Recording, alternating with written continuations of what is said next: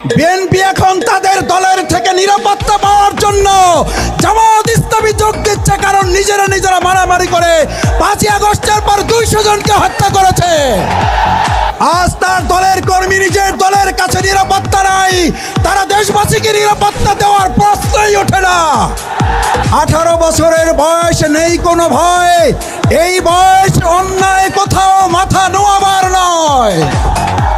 ঢাকা বিশ্ববিদ্যালয়, চট্টগ্রাম, রাজশাহী, জাহাঙ্গীরনগর বিশ্ববিদ্যালয় যখন নির্বাচনে টকশো টেলিভিশনে আপনারা দেখতেন, তখন বলতো বিশ্ববিদ্যালয় ছাত্রদল ছাড়া আর কাকে ভোট দেবে, ভোট দেওয়ারই তো কেউ নাই।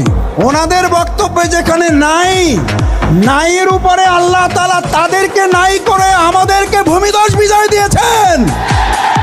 আর এই চাঁপাইনবাবগঞ্জে তারা বলেছেন মুখের কথায় 5 থেকে 6% আছে, তাহলে চাঁপাইনবাবগঞ্জে